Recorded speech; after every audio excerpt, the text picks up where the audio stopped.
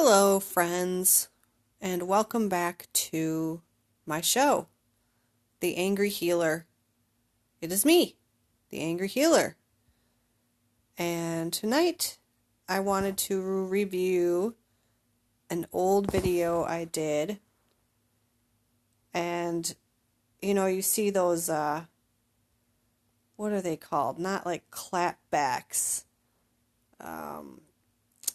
Versus videos, or I can't remember what they call them, where someone critiques someone else's stance on something. Well, I'm going to critique my own stance because honestly it's safer. I don't have to worry about someone getting mad at me because I critiqued their viewpoint, and I'm just going to critique my own viewpoint because I can do it. And I was looking back at this video I did 2 years ago, and it's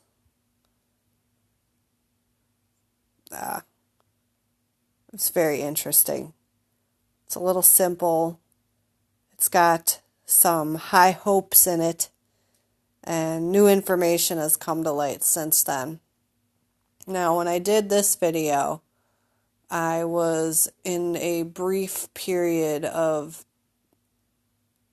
being a cheerleader for the conservative movement and Republicans in general. It didn't last long because, like I said, now I support nothing. I hate everyone. And I refuse to take a side because we're all just being used against each other to make rich people richer and make their power more long-lasting and make it so that we can't pull ourselves out of poverty and the matrix. Yeah. So I don't support anything that stinks of elitism, I guess. And I'm still trying to figure out what that is. That's why, even though I do this video critiquing myself, critiquing myself from 2 years ago, I may do another one in 2 years and have a different perspective or a more developed viewpoint. And it's really sad that we don't allow ourselves the ability to change, or very rarely do we, that most people don't. It's an essential part of being a human and adapting to changing environments and growth and learning new things that put together new connections in your brain. If we were always to have the same opinion now as we did previously, it wouldn't look like we had learned much from our time on Earth. So I would hope that we embrace the opportunity for change. And I know myself personally, other people's opinions are very valuable to me.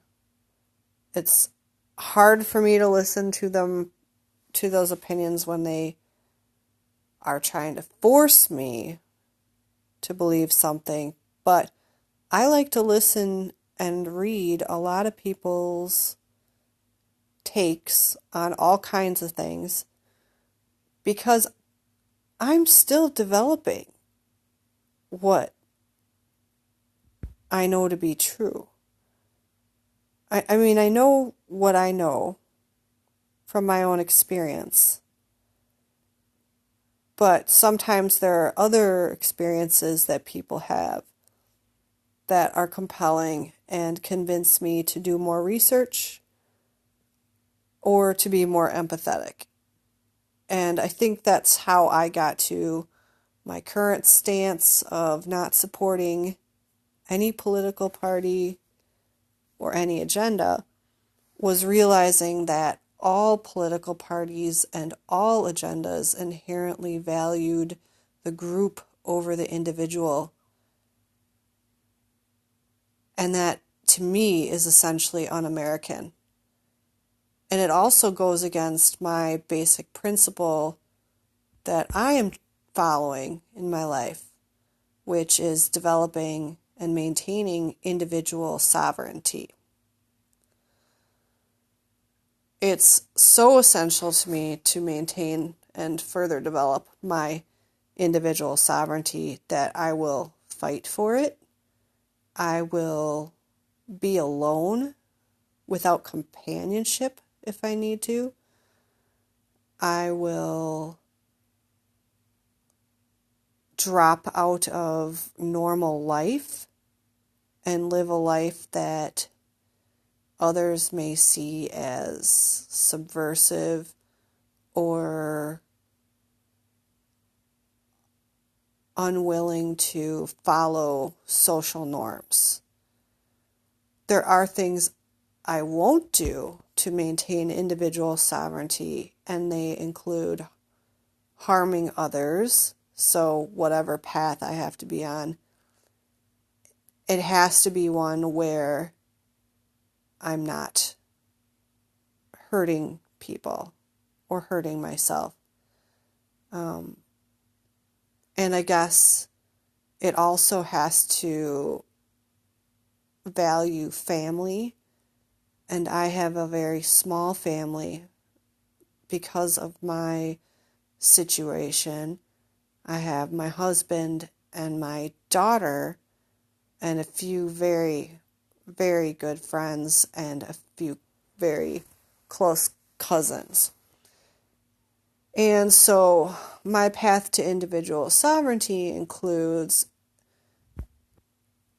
enhancing those relationships and treating those people as if their needs matter as much as my own. And like I said, there's very few people that I'll do that for. And the reason is because I love them and we need each other.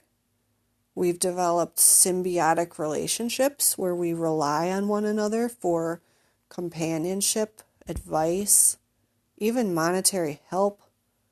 And in the case of my daughter, basic protection. I offer her.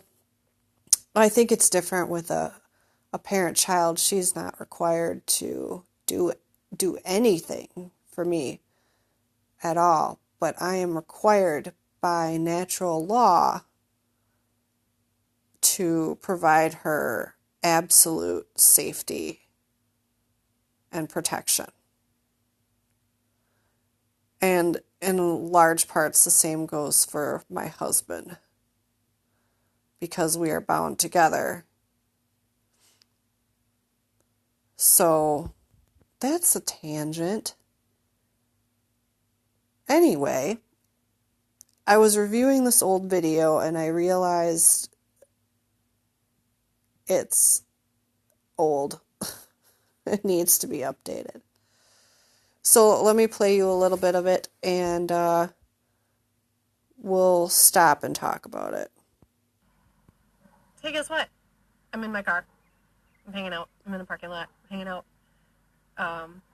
Just thought I would tell you the latest news that a possibility of 10,000 jobs are coming to my state, coming to Wisconsin. 10,000 jobs could possibly be coming here, and that's literally because of President Trump. All right, so it's 2 years later. This is the Foxconn manufacturing plant that I'm discussing. So in those 2 years, under 500 jobs have been created so far. And Foxconn isn't on the hook for 10,000 jobs until like 2032. I think that's what I was reading. I would have to go back and look. It's a really long time. There are going to be a lot of construction jobs that go into making this facility. So if you didn't know, let me back up. Foxconn is a Taiwanese and Chinese, well, it's a Chinese company, but the president is a Taiwanese guy who is going to run for president of Taiwan. There's a lot of weird conflicts of interest here, and they make, I believe they only make LCD screens for electronics. And one of the products that they make is the iPhone screen. And that was what type of plant they were going to put here, or it's still going on. It's just happening very, very slowly. They're going to put in my state of Wisconsin. And I'll show you where they're going to put it because this will come into play later. There's my baby. You saw my baby. Let's see. Okay. It's here in Mount Pleasant, just to the west of Racine, which is just south of Milwaukee, between Milwaukee and Chicago on Lake Michigan. That's where they're going to put it, which is great. Except, like I said, the 10,000 jobs is not going to be a reality. And in fact, they put together and these jobs have to be like over $53,000 a year. Like, they are saying that they are guaranteeing some serious engineering type jobs, not just like minimum wage, which isn't terrible either.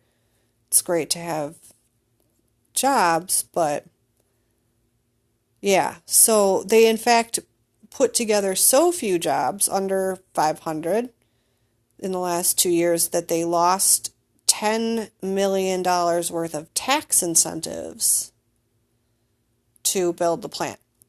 Now, altogether, they have been promised something like $4.5 billion worth of tax incentives for building in Wisconsin.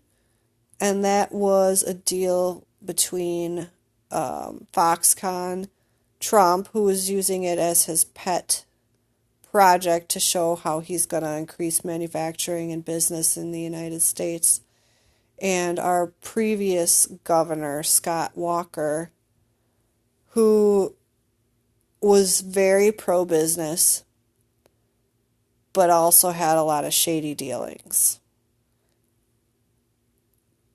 And yeah, I'm not going to go into too much about state politics, except to say, this is interesting because if you're not from Wisconsin, you probably don't know that when Walker got elected as a Republican, he immediately axed teacher contracts and pensions and cut their pay and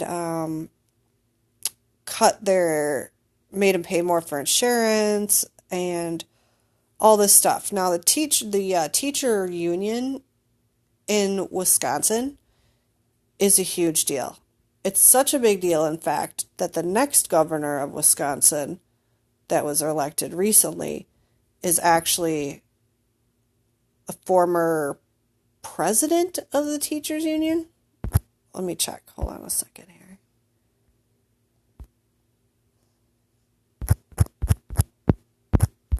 You're just going to have to bear with me.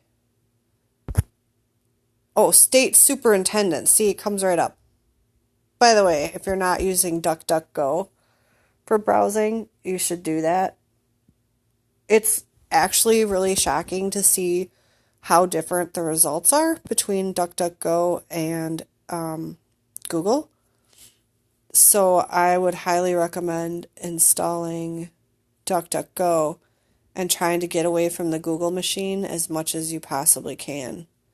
I still have a Gmail, but I'm considering changing it because I don't want to be part of it. And of course, this is how embedded it is. I'm using Google Maps, right? There are other programs that we can use. It's just try to get away from the Google machine as much as possible because it's eating your data and it's tracking you. And there's lots of good articles out there about how badly that the Google machine is tracking us. And it's just very interesting. But anyways, he was the state superintendent. I don't know exactly what the state superintendent does. He was like, I mean, every region, like every city has a superintendent, so he was the superintendent of the entire state. So my point was that that's how much Wisconsin values its educational system, is that when Scott Walker took a huge swipe at education, the electorate responded by voting in the former state superintendent. I think it took him a couple of times, though, before Scott Walker was ousted.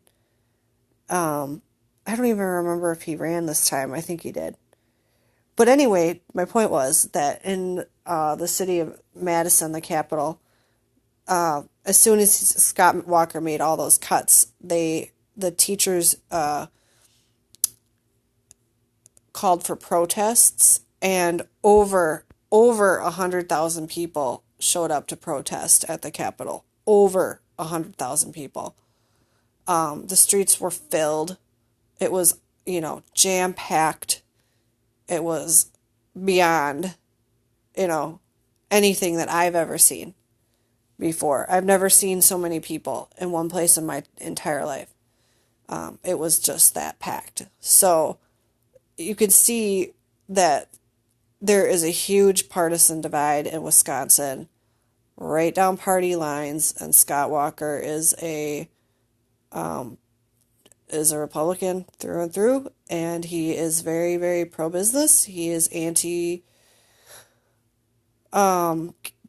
giving money to things like public education. He is for a more private or charter school system, which is great until you realize it's because they want to give the tax money to businesses instead, which is great because public education is a total mess.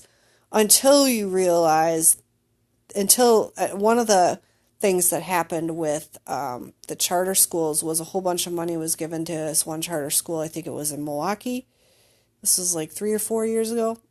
And they immediately took all the money and went bankrupt. I'm like, okay. Scott Walker was about giving the tax money to business people. And it's similar to the government. Not all business people are ethical, and there weren't any safeguards on a lot of this money. And so it really became about just giving his friends money, unfortunately. So that's a tangent, and there you go on that. That's everything you need to know about our state politics right now. Actually, no, it's not everything. There's a ton, but yeah. So, needless to say, 10,000 jobs did not immediately show up. They didn't show up after 2 years. They're not going to show up after 10 years. It might be, 20, 25 years before something close to 10,000 jobs shows up in our state. So, this was a little bit of a Trump hoorah-rah that I was doing, I think, because I was really into Trump for a while. Let's move on. I don't know how else to explain the possibility of 10,000 new jobs, making iPhones, bringing production for the first time of It's not making iPhones, it's making the screens for iPhones. And that was if it was going to be a 10.5 facility, and now it's only going to be a 6 facility. And so instead of making screens for iPhones, it's going to be screens for smaller devices than iPhones. mass electronics like that from Taiwan and China to the States. This is what negotiations. So we shouldn't exactly be super excited to bring the Chinese method of production to the United States because Foxconn alone in 2010 suffered 14 worker suicides when they jumped past the barriers that they installed to try to prevent the suicides and plunged to their death because of the horrific working conditions. Does. This is what supporting manufacturing does. This is what making a commitment to putting people to work does. 10,000 new jobs. You can't argue with that. That's not a number that you can ignore. 10,000 jobs is not a number you can ignore. You can ignore 100 jobs. You can ignore 1,000 jobs. You cannot ignore 10,000 jobs. Of course, this hasn't happened yet. We're still in the stages of planning and deciding who gets these 10,000 jobs from the network, from the company named Foxconn that makes iPhones and currently is based in Taiwan, and they want to expand their production, and they have a number of sites in mind for production, and one of the sites is in southeastern Wisconsin, Racine, Kenosha, Janesville, Beloit, all the places that have been devastated by loss of manufacturing jobs. Devastated. Those areas have been absolutely devastated, and if you live in Wisconsin and you don't know that, then shame on you. And shame on you for not caring about the plight of those people that are down there who have been struggling for a long time. I mean, we call it Janes Tucky for a reason. It's not Janesville to us, it's Janes Tucky.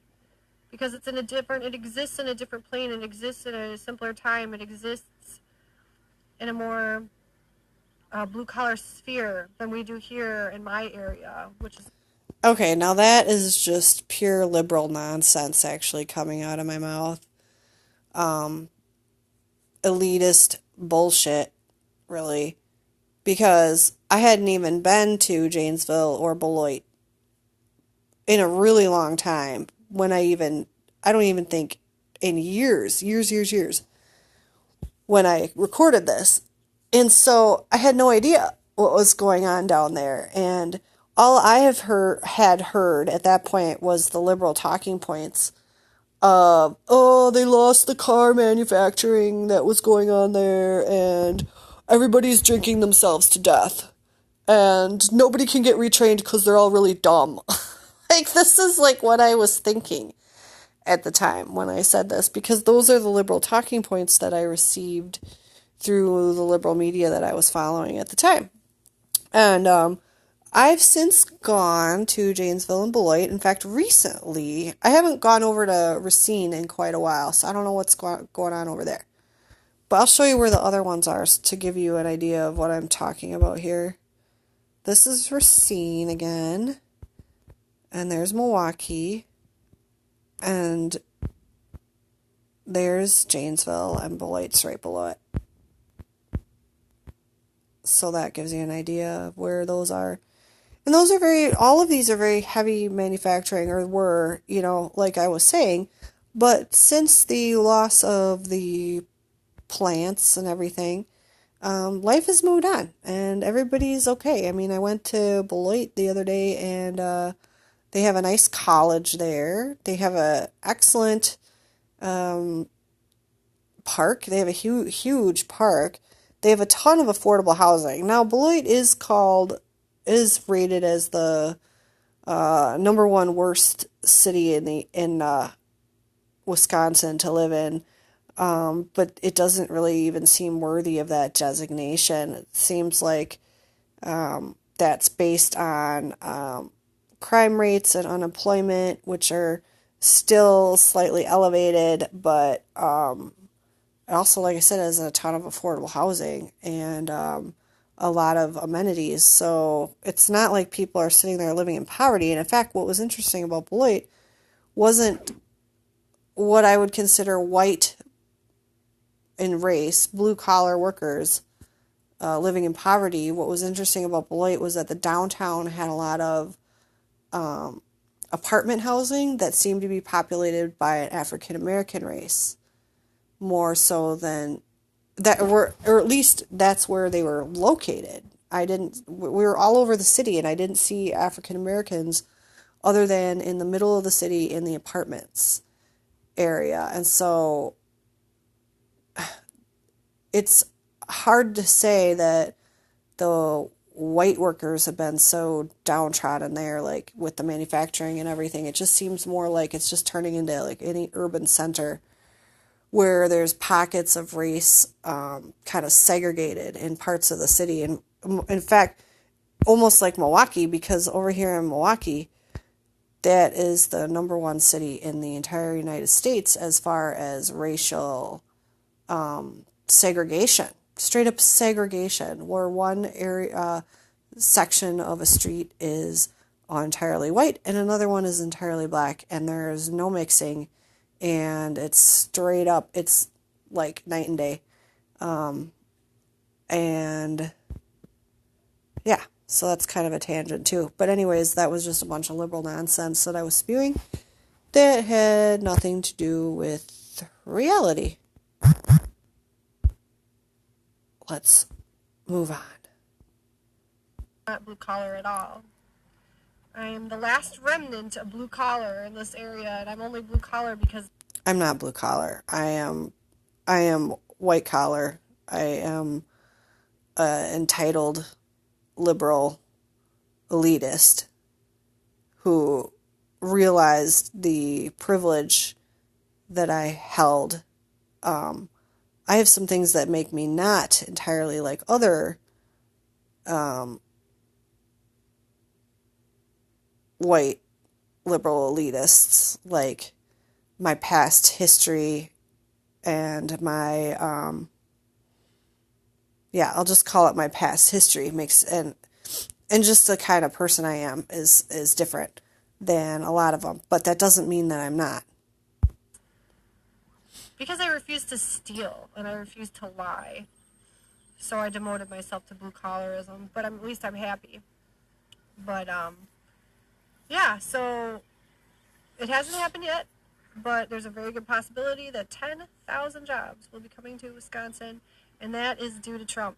That is due to President Trump. That is due to wanting to put America first. That is wanting to make America great again. That is. Those are all conservative brainwashing tactics, which was, like I said, all that was available after I stopped being entirely liberal.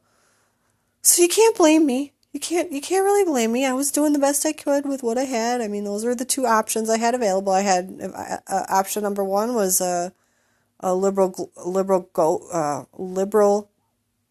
globalist, and option number two was a Make America Great Again red hat wearing Trump supporter. And I'm not any of those now, but I just thought that was funny. Wanting to bring back manufacturing and make deals that actually put people to work.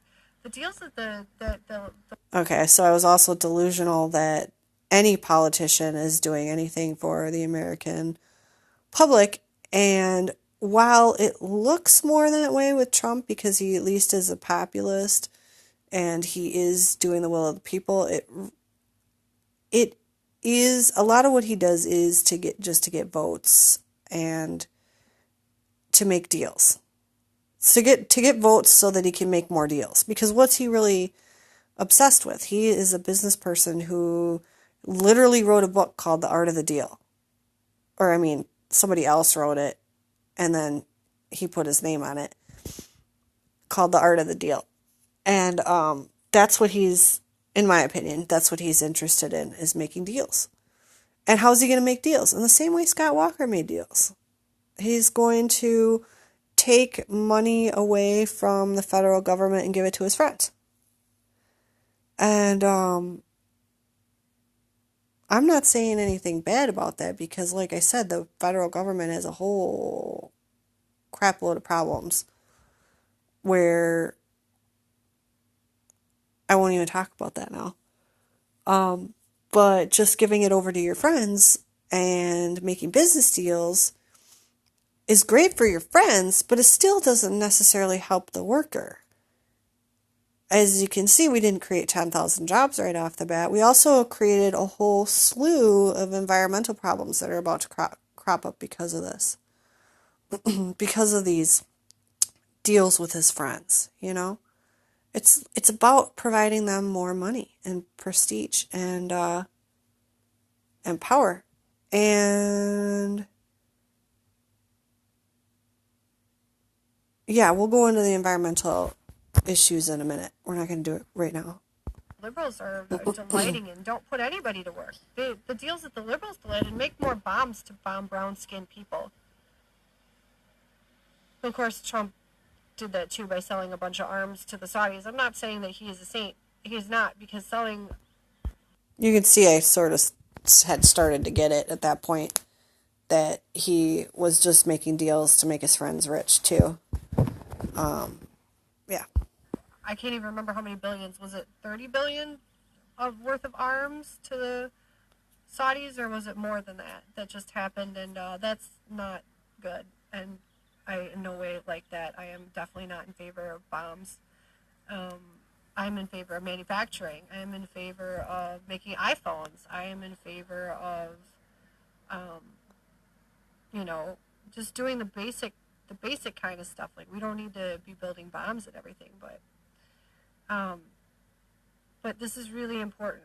And I know that Trump isn't going to fix everything, and he's not going to fix it all right away. And I know there's some ways in which he's still totally corrupt, and that he's definitely gotten to by the globalists, and he, is part of that agenda too. So I understand that it's not like... He's gotten to by the globalists? I don't even know where I'm getting that from. I have no information at this point of making this video. I had no information to back that up at all. And I don't know if I believe that. Anyway. Fail safe for us in this country to be protected, but it's at least a little bit better once we at least have somebody who wants to put jobs back in the places where we need jobs so that people can go to work and have nice, simple lives. What we're talking about here is nice, simple lives. We're not talking about having $1 million.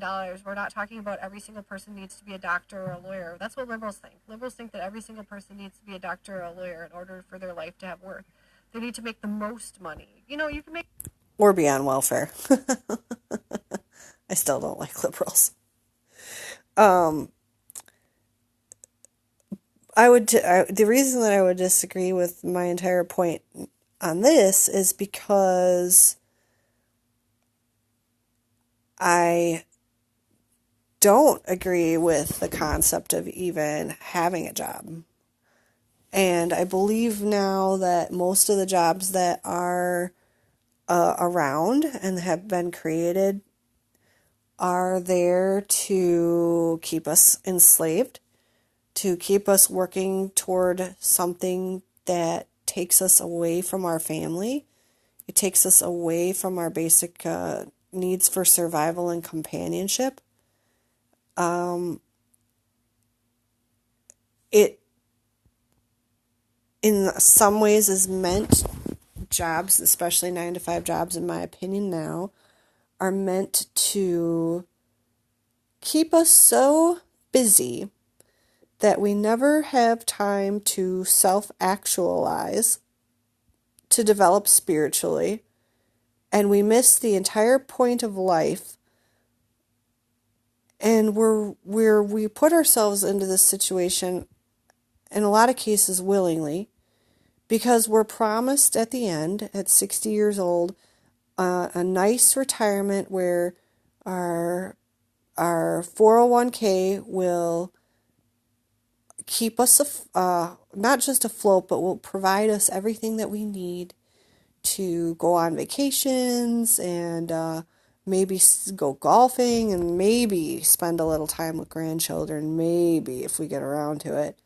And then we can live nicely until we die. And the reality is the reality is that your personality is set by the time you're 40. And everything that you're ever going to do is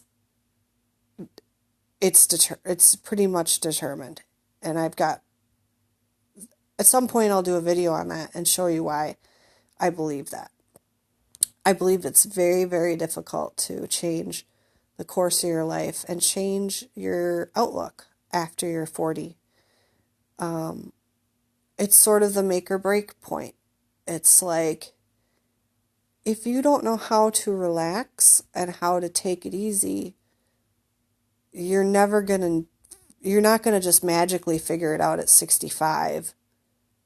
It doesn't work that way. You also have altered the course of all your relationships, and most people put off. I have a lot to say about this that I might not say now, but eventually, most people, I don't want to say ignore, but they become too busy for the types of relationships that sustain happiness. They have no time for relationships that challenge them. And so all they can handle are relationships where everybody is made comfortable by each other all the time. And so it becomes a culture of partying. And so you've got all these old people that have never learned to have an emotional conversation, and now they're unable to, and all they're going to do is party and drink for the rest of their lives. And that's what a lot of them do when they're not working too. So it's like work and drink and work and drink. And then you think that's going to change when you're 60? No, you're just going to drink all the time instead. And that's what people are doing. And now smoking pot too, in a lot of places that have legalized. And I'm not saying that that's the worst thing that you could do with your life, but drinking rots your brain and your body. And it also encourages demonic possession. They don't call it spirits for nothing. And I can prove that. And I won't do it now, but it's bad news. So, my point is that having a job is not the most fulfilling thing that you can do with your life. And in a lot of cases, people could do a lot more with a lot less. A lot of people think that most people, because culture is entirely about one-upping each other and keeping up with the Joneses and having the bigger thing so that you can talk about who's got the bigger thing, whether it's a car or a purse or a vacation.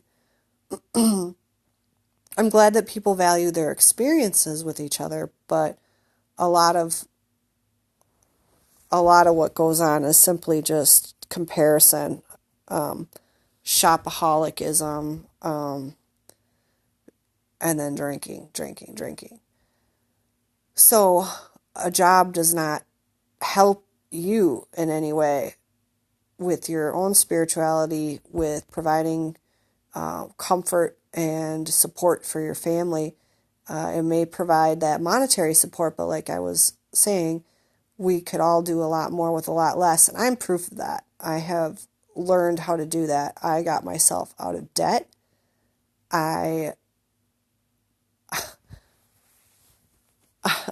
I have a very interesting work situation now where I do work, but I work on my hours at my house, doing it the way that I want to do. And so that allowed me to get pregnant and have a baby and be home with her. And the reason that I did that was because I read a shitload about about what's best for children and about what kind of environment is best for children. And what I decided was what's best is not a mother working 40 to 60 hours a week. That is not what's best for a child. What's best for my child is me being home with her and making her food and changing her diapers and playing with her a lot. That's how you create a lasting, stable, emotional, physical bond where we can grow together and I can assist her into adulthood so that she is prepared to take care of children, so that she's prepared to take care of the next generation. So I can show her all the things at home that she needs to do that. I can show her how to manage her money. I can show her how to read people. I mean, these are the kind of things that keep you out of trouble and get you ahead. And you're not going to learn those at school. And so it makes more sense for my family to have me home in some capacity so that I can attend to her. And these are the kind of things that are lost with a job. And that is why I would no longer advocate that having a job, having a simple job, get them off the street, get them working, get them doing this, get them doing that. How about everybody takes a step back and figures out what is good for their family, and first of all, figures out what's good for their soul. Because maybe you don't have the same kind of life path that I do, but I wanted a family. And this is what I figured out.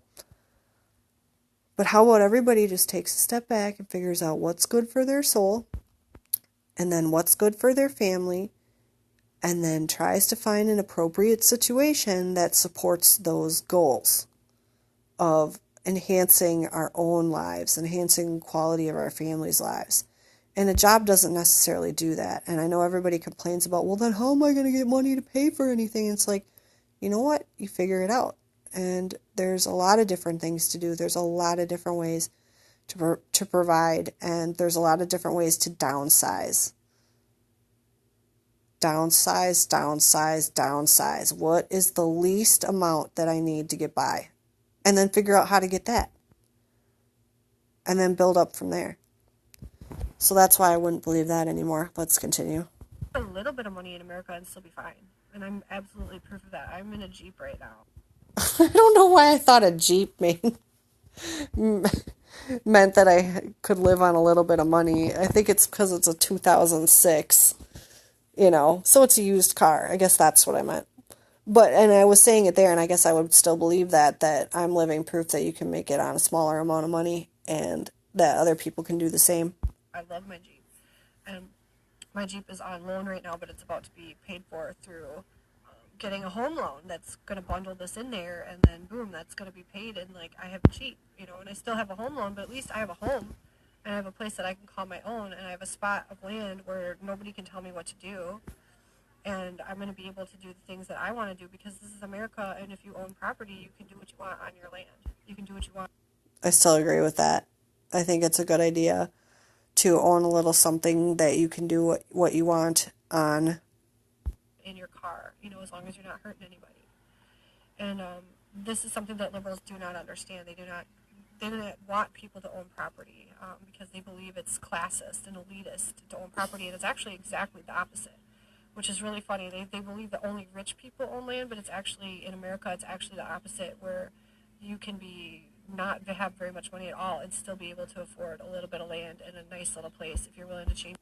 Yeah, you can live in Beloit, and it may be listed as the #1 worst city in Wisconsin, and it doesn't really deserve that honor, but you can get a home on a nice little plot of land for $80,000 or less in a nice city, a very nice neighborhood with a nice park nearby. I mean, $80,000. What, that's really affordable for a lot of people. Yeah, not everybody though, I understand that. And I understand that not everybody would want to own a home or a piece of land, but like if you can get a down payment organized of 20% or even 10%, because you can get a lot of loans now don't even require 20%. You can stop renting and own your own place. I wouldn't advise doing it in Wisconsin though, honestly, because the taxes are so freaking high here. Like we pay like $3,800 a year in property taxes, which is freaking ridiculous. Freaking ridiculous. Because for the same kind of property in Nevada, it would be like $700 a year. That is a huge freaking difference. 3,000. These are the things that you got to think about. $3,000 a year. How much is that per month? Let's go find out. Let's pull out the calculator and do the calculations. Divided by 12. That's $250 a month. So if you moved from Wisconsin to Nevada in property taxes alone, you'd be saving yourself $250 a month. And now also Nevada does not have an income tax, so if state income tax. So if you are working, you're saving something like another 10% of your paycheck you're getting back. But it might even be more. I'm just kind of guesstimating that. So another 10% of whatever you make is not going to go away because you wouldn't pay a state income tax. So if you have a telecommunications job like I do they even call it telecommunication anymore? I have an internet job. I work on the internet. If we can move to Nevada, we would save like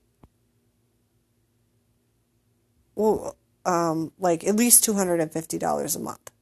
So and then with the income tax that we wouldn't pay, I don't know the calculation on that, but at least $3,000 a year plus more. Probably more like $6,000 a year or $7,000 a year. So because you moved from Wisconsin to Nevada, you give yourself a $7,000 a year raise. That's what I'm talking about when I'm talking about maximizing and downsizing. I'm talking about thinking and knowing about those possibilities and how to make the most out of them. Okay, let's go on. Let's get this done with. Your lifestyle in order to Yeah. do it. So See, like I said. yeah, so we're not going for $1 million homes. We're going for simple. We're going for let's live and be able to have all our basic needs met and have a little bit of fun. And that's not what liberals think that people need to do. They think that everybody needs to make $1 million. Well, Or be on welfare. It's just not possible. Nor would I honestly want to. I find a lot of pleasure just from living simply and everything like that. I've talked about that before. So yeah, so 10,000 jobs. We'll see what happens, but if we even get half of that, that's a huge success. And I'm going to benefit, and everyone in my state is going to benefit from having those jobs. So deal with it. Peace.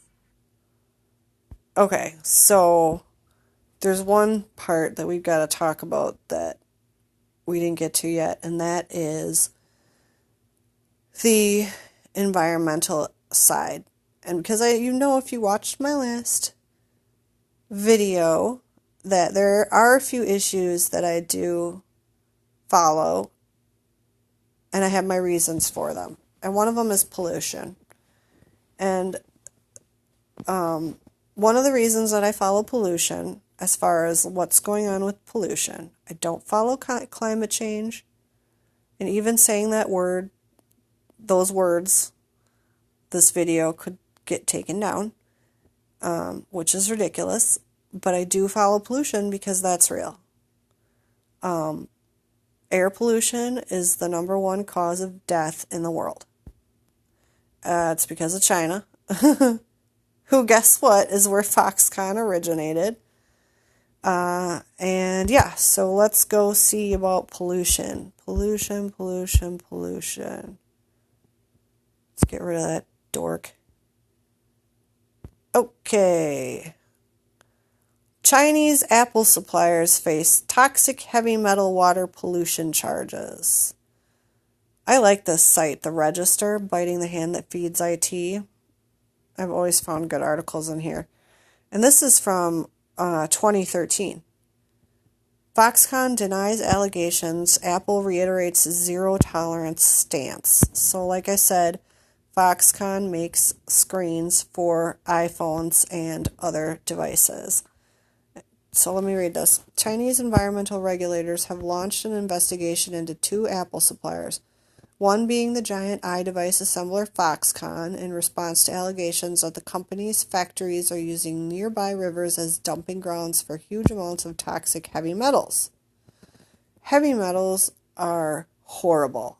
That is something that is so hard to get out of your body, and coming out, it rips you apart from the inside out, coming out. We have a history with heavy metals in Wisconsin because of industrial agricultural runoff, or just egg runoff. So cow poop is nasty, nasty stuff. And all the other metals and poisons that they're using on the fields are causing the waters to get super polluted. Not just with heavy metals, but with a number of different things. Wisconsin really has a water issue. And I guess the agricultural thing I can't prove right now that I'm thinking about it, that it's heavy metals necessarily, but the whole agricultural process does create a lot of heavy metals in the water. If you're severely exceeding emission standards, then we will punish you, Chinese environmental regulator Ding Yudong told the Wall Street Journal, speaking of the investigations into Foxconn and Unimicron. Both companies are based in Taiwan, are based in Taiwan, are listed among Apple's suppliers, and have manufacturing plants in mainland China. The factories in question are located in the industrial area of Kushan, located between Shanghai and Suzhou, I think. According to the Wall Street Journal, the investigations were sparked by allegations from Chinese activist and 2012 Goldman Environmental Prize winner Ma Jun, a director of China's Institute of Public and Environmental Affairs. 4 other environmental groups joined the IPE in accusing Foxconn and Unimicron of dumping heavy metals into Huangcanjing and Hanputang rivers. Those 2 rivers flow into the Yangtze and Huangpu rivers, which supply Shanghai with drinking water. Foxconn has denied the charges, telling Bloomberg that its Kushan factory follows all applicable environmental regulations. Plant manager Yang Zhijan was said much the same, according to China's Xinhua news agency. Unimicron remains mum. Apple spokeswoman Kitty Potter told Bloomberg, "We do not tolerate environmental violations of any kind and regularly audit our suppliers to make sure they are in compliance." The Wall Street Journal interviewed a few Kushan locals about the levels of pollution in nearby rivers. One, Zhao Pingjing, said, "We used to catch cuttlefish there, and it was so clear we could see a meter down," he said, and told the Wall Street Journal that although he occasionally fishes there these days, he doesn't eat what he catches. And this was shocking to me because this is a lot like Wisconsin and the poisoning of our fish in the river, in the lakes around Madison. Both the big lakes that surround Madison are poisoned by agricultural runoff with mercury, and you should not eat the fish. Like, I would never ever eat a fish that I caught in a Madison lake. And in addition to that, I won't even go swimming in them. My dad is from the area, and he remembers in the 1950s when you could swim. Well, not quite far, maybe the 60s, when you could swim in the Wisconsin, the Madison lakes, and how he just talks about it, and I would never. We routinely have warnings about algae blooms. Don't go in the lakes because they're full of algae blooms and they're toxic and they will kill your dog and they will make you sick. And there have been dogs that have died from the algae blooms in the lakes. And this is from industrial agricultural runoff, creating the nitrates and then the going into the water and creating a breeding ground for algae. And so, in addition to the algae, there's also mercury, which is a heavy metal. So, I guess I can prove it. That is one that I can prove. And don't eat the fish. Like, just do not. And so, this reminded me of that. And I was just laughing when he said cuttlefish because those are the strangest things. Strangest things. It's just really interesting. Another man, identified only by his surname Yao, said, even if my hands were dirty, I wouldn't wash them in this water.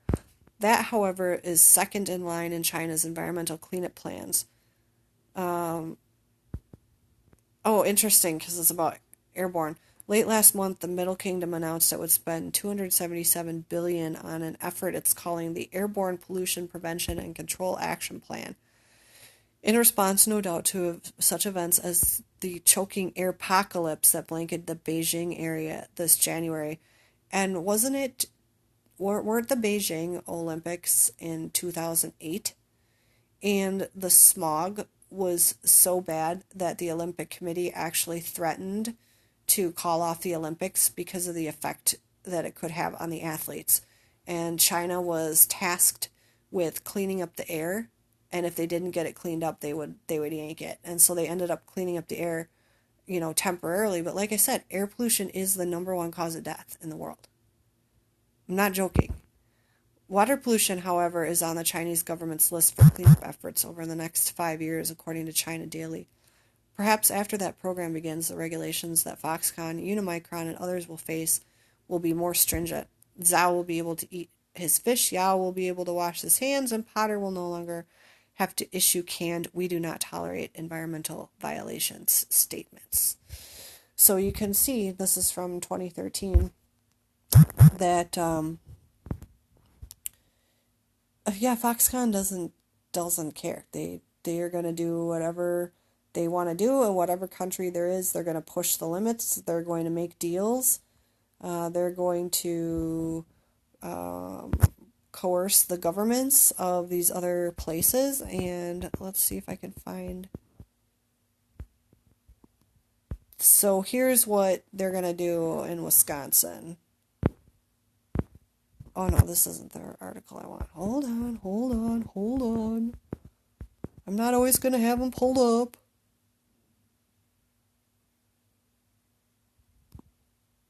No, I don't think it's that one.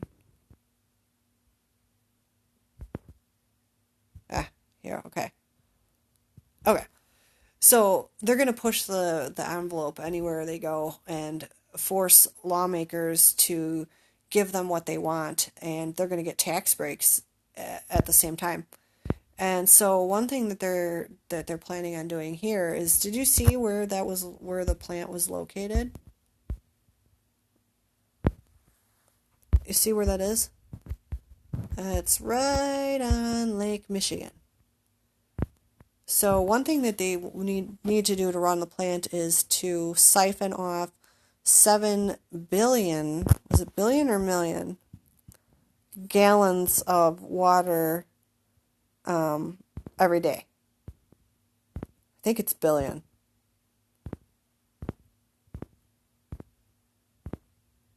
It doesn't say in this article, but it's like 7 million or 7 billion gallons of water a day, which I know is a vast difference from the two. So you can go look it up and tell me which one it is. And that's not a problem for me because the Great Lakes are filling with water right now. We have a surplus of water in Wisconsin, in the Great Lakes, in the United States. I don't know if you've noticed, but there's a lot of flooding, and it's turning into a swamp everywhere. I literally live in a jungle right now. I cannot even tell you how much rain we've gotten. It's so ridiculous. How long is this so far? 59 minutes. Good luck, everyone.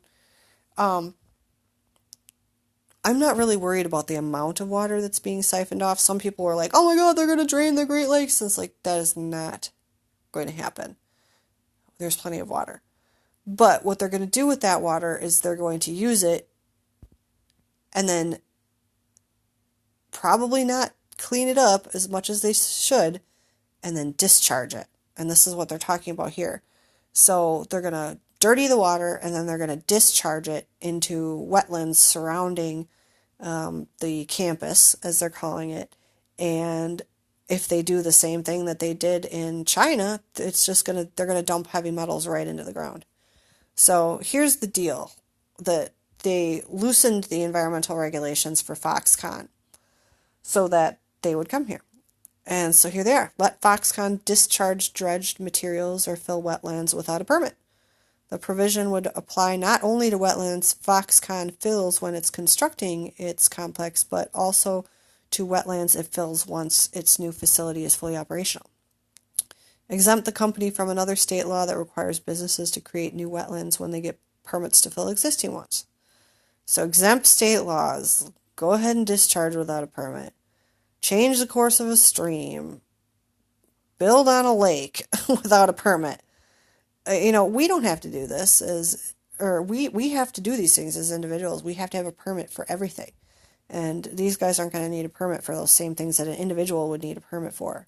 Just because they're holding the carrot of, well, we're going to create 10,000 jobs, which we already know isn't going to happen until at least 2032.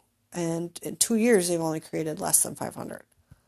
Sidestep a state law that requires environmental impact statements before businesses can begin construction. Now, those I think are kind of wonky because a lot of times those are policies set down by individuals who are rich who don't want other people to get rich.